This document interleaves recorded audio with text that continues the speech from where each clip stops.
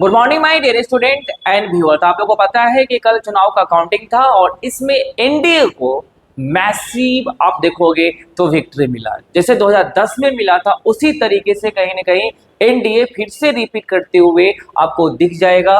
और कहा जाता है फिर से एक स्लोगन अब राइज हो गया है कि 25 से 30 फिर से नीतीश। अब ये आपको पूरा चीजें कल आपको देखने को मिला होगा, शाम तक आपको पूरी कहानी पता चल गया होगा। लेकिन जो आज जो मेरा वीडियो बनाने का जो मेन पर्पस है कि आखिर क्या कारण था कि महागठबंधन महाफ्लॉप हो गया, इसके पीछे का क्या लॉजिक था, आखिर ऐसे कौन कौन से पहलू था जिसके कारण महागठबंधन को इतने बड़े सेटबैक देखने को मिला और एक महाफ्लॉप एजेंडा के तौर पे वो कल के काउंटिंग में जो डेमोक्रेसी का महापर्व जो बिहार में भी हुआ था उसका जो कल रिजल्ट आया, जो कांग्रेस अपना जो बिहार में खास करके अपना वो जो माहौल है, जो स्ट्रेंथ है, जो माहौल है, जो स्ट्रेंथ है वो क्यों नहीं बना पा रहा है, उसके पीछे क्या कारण है कांग्रेस का, ये भी समझ पाएंगे। आखिर कांग्रेस 6 सीट पर क्यों निपट गया। ठीक है, तो बहुत सारे फैक्टर्स हैं जो इस वीडियो में हम समझने की कोशिश करेंगे।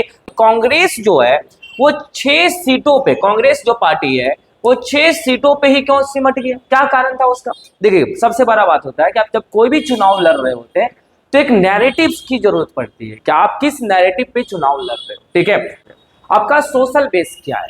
तो कांग्रेस का जो सोशल बेस है, जो सामाजिक आधार है, वो तो कांग्रेस का बिहार में आपको देखने को अब मिलेगा नहीं। जिस तरीके से 2005 से कमजोर होना बिहार में क्या हुआ, शुरू हुआ, लेकिन कांग्रेस को जिस तरीके से बिहार में काम करना चाहिए, बिहार में ग्रास रूट, अगर मैं सिंपल बताऊं, गांवों में जाना चाहिए, टोलों में जाना चाहिए, लेकिन इस तरीके से इनका सोशल ऑर्गेनाइजेशन नहीं दिखेगा जिस तरीके से आपको बीजेपी या नीतीश, मतलब सिंपल है, आपको जेडीयू को देखने को मिलेगा। इस तरीके से आपको कांग्रेस को देखने को नहीं मिलेगा। तो सिंपल है, जब आपका कोई नैरेटिव ना हो, आपका कोई सिंपल है कि आपका कोई सामाजिक जो बेस हो, अगर वही नहीं हो तो फिर सीट, डेमोक्रेसी में सीट कन्वर्ट करवाना बहुत ही मुश्किल है। जैसे आपको मैं सिंपल बताऊं, बीजेपी का नैरेटिव तो आप सभी को पता होगा, एक हिंदुत्व का पॉलिटिक्स है जो बीजेपी का सबसे बेहतरीन नैरेटिव आपको देखने को मिलेगा।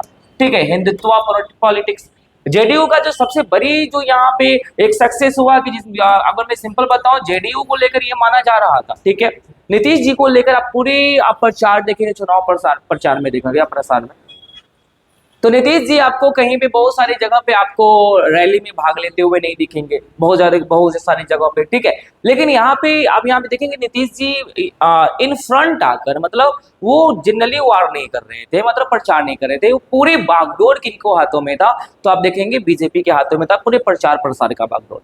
तो यहाँ पे देखो कि बीजेपी का अपना एक आइडियोलॉजी है, उनका अपना एक विचारधारा है, एक अपना एक नैरेटिव्स है, जिस नैरेटिव्स पे वो चुनाव क्या करते हैं, लड़ते हैं। और इसमें दो सबसे बेहतरीन नैरेटिव्स है, एक है हिंदुत्व का पॉलिटिक्स और एक है जंगल राज। ठीक है, तो ये जो दो चीजें बीजेपी के जो अपना एक नैरेटिव्स होता है लड़ने का, तो वो अपना वो खुलेआम किसी भी चुनाव में वो नैरेटिव्स लेकर, खास करके बिहार के चुनाव में वो आ जाते हैं।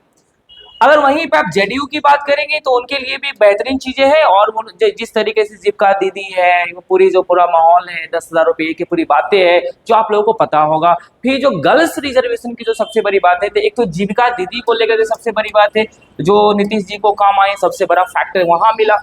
एक 35% रिजर्वेशन जो आपको वुमेन्स फैक्टर, तो नीतीश जी को लेकर के जो महिला के जो फैक्टर, जो वुमेन फैक्टर्स है, वो हमेशा उनके साथ रहा है, जो साइलेंट वोटर के तौर पे वो हमेशा आपको मतलब नीतीश जी के साथ दिखेंगे।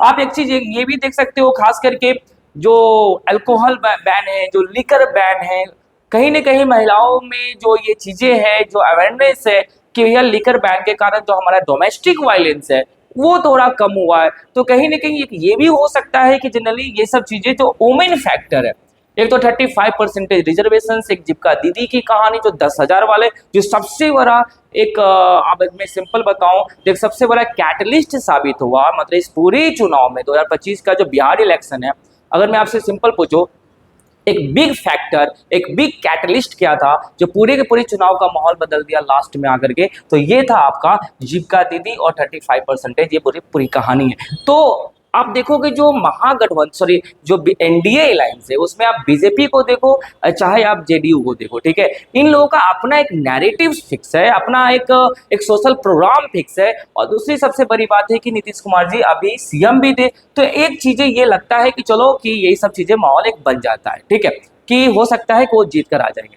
लेकिन सवाल यहाँ पे ये उठता है कि जो आरजेडी है उनका भी सीटें आप देखोगे तो बहुत कम आया है।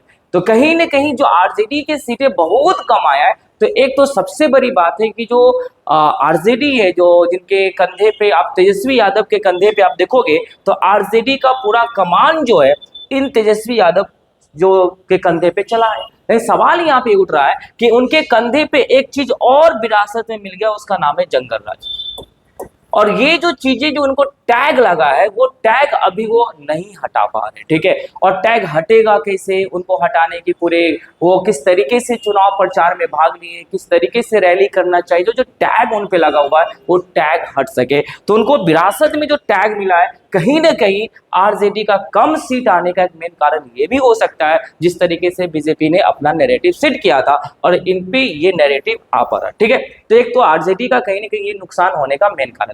दूसरा है कास्टिस्ट पॉलिटिक्स। तो जहां तक मुझे ये लगता है कि इस बार जो जातीय जो समीकरण था, जिस तरीके से बना होगा या उन लोगों ने बनाए होंगे, तो कहीं न कहीं जातीय समीकरण इस बार काम नहीं आया। और जो जातीय समीकरण से ऊपर उठकर आप देख सकते हैं कि एनडीए अलायंस जो है 202 या 200 समथिंग के करीब जा पहुंचा। तो कहीं न कहीं ये चीज दिखा रहा है कि बिहार में इस बार जो जातीय पॉलिटिक्स था ये धीरे धीरे अब हो सकता है या तो कम हो रहा है या तो कहीं खत्म की ओर बढ़ रहा है। क्योंकि अगर जातीय पॉलिटिक्स की बात होता तो कहीं ना कहीं तेजस्वी यादव जी जो आरजेडी है वो आपको आगे निकलते हुए यहाँ पे दिख जाता, लेकिन ऐसा हुआ नहीं, ठीक है। अगर मैं नेक्स्ट बातें करूं, जो सबसे बड़ी बातें जो है कांग्रेस को लेकर, तो कांग्रेस का यहाँ पे क्या है ना, कांग्रेस 2005 के बाद अपना नैरेटिव से सेट नहीं कर पाए बिहार में, न समाज में इनका कोई आधार बन पा रहा है और न ही वो अपना नैरेटिव सेट करे। उनका एक ही नैरेटिव जो पूरे के पूरे चुनाव में चला और वो चला वोट चोर का नैरेटिव। कांग्रेस का आप देखोगे पूरे के पूरे बिहार असेंबली में एक चीज का इनका नैरेटिव था, वोट चोर का नैरेटिव। लेकिन बात क्या होता है, जो वोट चोर का नैरेटिव है वो बिहार की कितनी जनता इस चीज को समझ पाए। क्या बिहार और दिल्ली, महाराष्ट्र, ये हर जगह का कहानी, वहाँ का सोशल कंडीशन, यहाँ का सोशल कंडीशन, हर जगह का जो सोशल कंडीशन होता है, जो सोशल एनवायरनमेंट होते हैं वो अलग होते हैं। लेकिन बिहार का जो सोशल एनवायरनमेंट था वो अलग है। और आप यहाँ पे एक नया जो हाइड्रोजन बम, एटम बम, क्या क्या चीज के नाम से पूरा आप देखोगे न्यूज में, अखबार में आ रहे थे। तो जो आपको मीडिया है, जो आप देखोगे जो मास मीडिया है बड़े पैमाने पे, या चाहे आप देखो प्रिंट मीडिया देख लो, इलेक्ट्रॉनिक मीडिया देख लो या सोशल मीडिया देखो, print media, electronic media, social media पे कांग्रेस का क्या चल रहा था पूरे बिहार इलेक्शन के चुनाव में, तीनों मीडिया पे क्या चल रहा था, एक नैरेटिव चल रहे थे, वोट चोर का नैरेटिव चल रहा था।